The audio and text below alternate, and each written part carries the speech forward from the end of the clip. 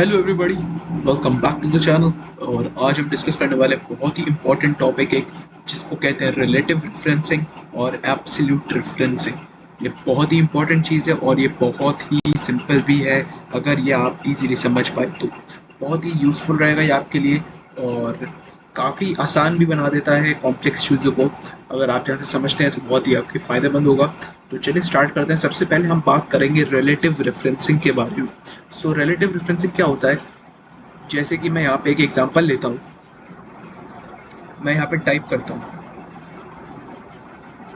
Let's say 25, and यहाँ पे मैंने टाइप करा 50, 40, 50, एंड यहाँ पे मैं टाइप करता हूँ 25 अगेन, लेट्स से 10 एंड 20। सो अगर मुझे इनका सम चाहिए, so what I would do is obviously is equal to sum and H11, that means H column 11th row, comma I11, I will close the bracket and it will give me 50।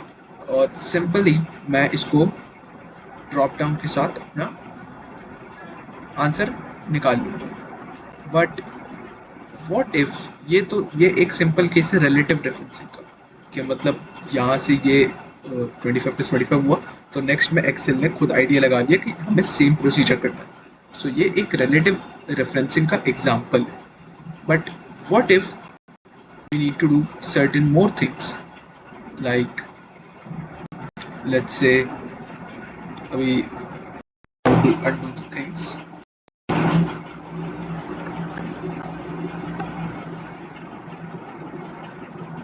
and let's say uh, let's delete the one. Yeah.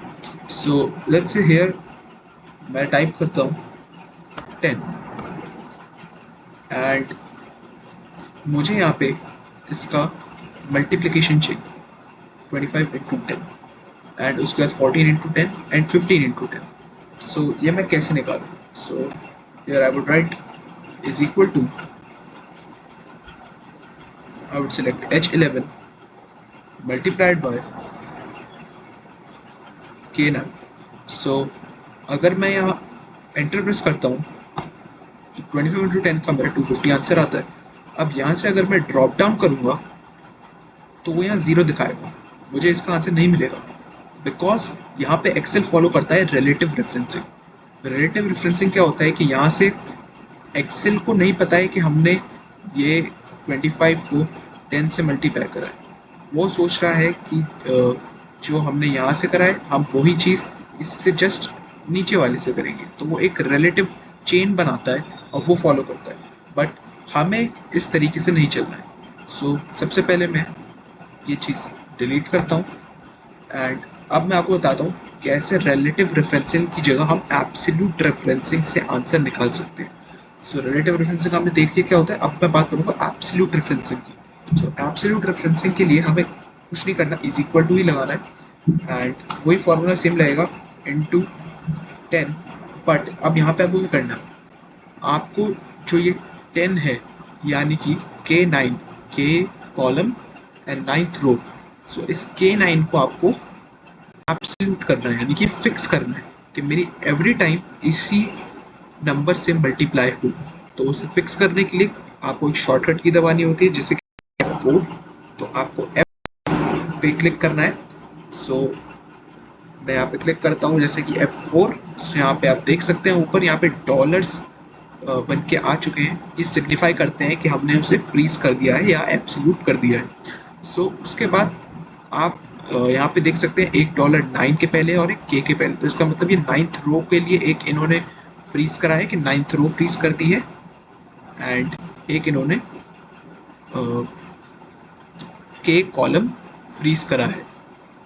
सो यहाँ पे आप अपने need के हिसाब से checkout कर सकते हैं कि आपको क्या करना है। अब यहाँ पे जैसे कि मेरे को 9th रो को फ्रीज नहीं करना है क्योंकि 9th रो में तो बहुत सारी चीज़ें आएंगी, ये सब आएगा, बट मुझे उसको फ्रीज नहीं करना है। तो मैं यहाँ पे बैक स्पेस दबा दूंगा एंड यहाँ पे आप देख सकते हैं के कॉलम यानी कि दिस ये मैंने फ्रीज कर रखा है। सो अब मैं एंटर दबाता हूँ। सो यहाँ पे देख सकते हैं 250 आया है। अब हम चेक करते हैं क्या इन दोनों का भी इससे मल्टीप्लाई करके आंसर आता है कि नहीं। चलिए ड्रैग डाउन करते हैं। नहीं आया। क्यों नहीं आया? अब चेक करिए, क्योंकि हमने एक ही कॉलम से पहले डॉलर साइन यानी कि हमारा फ्रीज करा है, जो कि मोस्ट ऑफ द स्टूडेंट्स या फिर जो भी सीख रहा है वो गलती करते हैं। सो इसकी मेजर बात क्या है कि आपको डॉलर्स नहीं हटाने होते हैं। मोस्ट ऑफ द पीपल क्या करते हैं, वो सोचते हैं कि हमें केवल रो ही तो या फिर कॉलम ही तो फ्रीज करना है, उसी को करेंगे डायरेक्ट आंसर आएगा। बट ऐसा नहीं होता है, आपको पूरा एब्सोल्यूट जो आपका टर्म है उसे फ्रीज करना है, अनलेस और अनटिल कि आपको पता है ये एक पर्टिकुलर चीज़ है जो मुझे सेल, जैसे कि यहाँ पे जो 1205 ये रो देख रहे हैं, मुझे पर्टिकुलर इसी को फ्रीज करना है, वो अलग केस होता है। सो यहाँ पे मैं आपको करके दिखाता हूँ अगेन। सो यहाँ पे मैं जैसे कि 25 इंटू 10 यानी के 9। अब यहाँ पे अब लगा देंगे dollar and enter. Now let's drag this and आप देख सकते हैं बूम, इसका आंसर आ चुका है सही। अब 14 की भी इससे मल्टीप्लाई हुई है, 15 की भी इससे मल्टीप्लाई हुई है, क्योंकि उसने पूरा के 10 वाला ना फ्रीज करा। ओके, सो इसे कहा जाता है एब्सोल्यूट रेफरेंसिंग। अब यहाँ पे इसका एग्जांपल लेते हैं दूसरा, बहुत ही अच्छा एग्जांपल है। आप सब जानते हैं इंटरेस्ट निकालने का फॉर्मूला होता है P into R into T, that is principal into rate into time. Time हम पे गिवन नहीं है तो रेट दे रखा है। सो यहाँ पे आप देख सकते हैं प्रिंसिपल ये दे रखा है और रेट यहाँ पे, तो हम इंटरेस्ट निकालना है। सो जैसे कि इज इक्वल टू करते हैं P इंटू आर, टाइम हमें गिवन नहीं है, उससे कोई रिलेटेड नहीं है। अब मैं यहाँ पे अगर एंटर प्रेस करूँगा सो मुझे इंटरेस्ट मिल जाएगा। बट अगर मैं इसे ड्रैग डाउन करूँगा, जैसे मैंने आपको पिछले एग्जांपल में बताया, उसी तरीके से इसमें भी आंसर नहीं आएगा, बिकॉज हमने एब्सोल्यूट रेफरेंसिंग का यूज़ नहीं करा। So let's use absolute referencing. तो इसको मैं क्लिक करूँगा एंड इनटू रेट एंड अब हम यूज़ करेंगे एब्सोल्यूट रेफरेंसिंग। सो आपको प्रेस करना है F4। सो आप देख सकते हैं हमारा O4 यानी कि O column and fourth row freeze हो जाएगी। सो ये करने के बाद हम एंटर पे क्लिक करेंगे एंड अब यहाँ से हम ड्रैग डाउन करेंगे एंड आप सही देख सकते हैं यहाँ पे इंटरेस्ट आ चुका है सारे प्रिंसिपल अमाउंट का। सो बहुत ही हेल्पफुल चीज़ है ये एब्सोल्यूट रेफरेंसिंग। आप थोड़ी टाइम प्रैक्टिस करेंगे आपको समझ में आ जाएगा एंड बिल्कुल भी घबराने की बात नहीं है, बहुत ही हेल्पफुल है और काफ़ी ज़्यादा आपके काम को भी आसान बना देगा। केवल आपको फ्रीज करना है F4 से और चेकआउट करना है कि कौन से सेल, कौन से रो और कॉलम को आपने करा है। जैसे कि मैं इसका थोड़ा मिक्स एग्जाम्पल लेता हूँ, मिक्स एग्जाम्पल है ये। यहाँ पे आपको थोड़ा सा कॉम्प्लेक्स हल्का लग सकता है क्योंकि आप फर्स्ट टाइम कर रहे हैं, पर ये बहुत ही आसान है। मैं आपको सिंपली से बताता हूँ। जैसे कि यहाँ पे आप देख सकते हैं मैंने एक टेबल बना रखी है, ये 1 to 5 to 6 to 10। सो अगर हमें चाहिए 6 + 1 7 + 1 8 + 1 9 + 1 10 + 1 ये सारे का सम, उसके बाद 6 + 2 6 + 3 6 + 4 6 + 5 एंड सो ऑन, लाइक 7 + 1 7 + 2। इस तरीके से हमें अगर इस टेबल को फिल आउट करना है, सो हम क्या करेंगे हमें वो देखना है। सो चलिए यहाँ पे स्टार्ट करते हैं। जैसे कि मैंने is equal to sum function लगाया and 6 and 1, that is D6 and E5, इन दोनों को सिलेक्ट करा एंड ब्रैकेट क्लोज करा। सो अगर मैं यहाँ से एंटर दबाता हूँ तो मुझे 7 मिल जाएगा इन दोनों को सम, पर इसको ड्रैग करने पे मेरे को आंसर गलत मिलेगा बिकॉज मुझे 7 + 1 8 + 1 चाहिए, बट वो नहीं आएगा। सो इसे हम डिलीट करते हैं। इसके लिए आपको क्या करना है, इज इक्वल टू सम, जो मैंने अभी बताया वही करना है आपको सेम, प्लस मैं आपको एग्जांपल दे रहा था एब्सोल्यूट रेफरेंसिंग का। सो ये करा 6 एंड कॉमा कॉमा 1 एंड अब हमें करना है एब्सोल्यूट रेफरेंसिंग से फ्रीज। सो क्या फ्रीज करना है आपको चेक करना है। आपको ये 5th रो को पूरा फ्रीज करना है, बिकॉज आपको सारे अपने 6 to 10 इनके थ्रू ही जाने हैं, तो इनकी सम के थ्रू ही जाने हैं। तो आपको फिफ्थ रो को यानी दिस थिंग, इसको आपको फ्रीज करना है। सो इसको मैं हटा देता हूँ, पर अगेन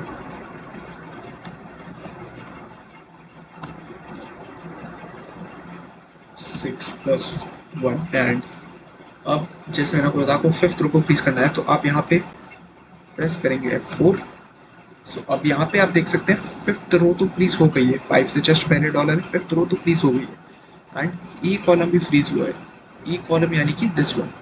सो अगर मैं इसको फ्रीज रखे रहने देता हूँ तो अभी तो आंसर मेरा आ जाएगा, यानी कि आप देख सकते हैं 7 मैंने आ गया है। मैं इसको ड्रैग डाउन करूंगा तो इन सबका भी करेक्ट आंसर आ जाएगा। बट क्या मेरा ये आंसर इधर लाने पे भी करेक्ट आएगा, यानी कि यहाँ पे मुझे 6 + 2 यानी 8 आना चाहिए, बट यहाँ पे 8 आ गया है बिकॉज हमने उसमें बिल्कुल ही सही फिलिंग करी है। अब मैं यहाँ पे आपको ड्रैग डाउन करके और भी दिखा सकता हूँ, सबका आंसर करेक्ट आएगा। देखिए मैं यहाँ पे फुल सिलेक्ट करता हूँ एंड आप देख सकते हैं बूम, Ctrl+D से मैंने ट्रैक करा, यहाँ पे देख सकते हैं 10 + 5 लास्ट में 15 आ गया है। तो ये सारा खेल एब्सोल्यूट रेफरेंसिंग के थ्रू हमने कितनी इजीली इसको फिल आउट कर दिया। अब मैं इसको डिलीट करता हूँ और आपको अगेन एक लास्ट टाइम फिर से एक करके बता देता हूँ। जैसे कि यहाँ पे मैं सेलेक्ट करता हूँ सम एंड दिस वन। सो अब यहाँ पे हमने देखा कि हमें इस रो को फ्रीज करना है, हमें इस कॉलम यानी डी वाले को फ्रीज करने की कोई ज़रूरत नहीं है, तो इसको हमने लेफ्ट आउट रखा है एंड इसको हम फ्रीज करेंगे। F4 दबाएंगे, फ्रीज हो गया, एंटर। अब हम पूरा डेटा एक साथ सिलेक्ट कर लेंगे, डेटा इज सिलेक्टेड। अब हम लोग Ctrl+D से ड्रैग कर लेंगे, तो यहाँ पे देख सकते हैं आप ये आ गया है एंड ऐसे ही हर किसी का भी आंसर आप इजीली निकाल सकते हैं एब्सोल्यूट रेफरेंसिंग के थ्रू। देख सकते हैं आप कितना इजीली यहाँ पे इसका आंसर आ रहा है।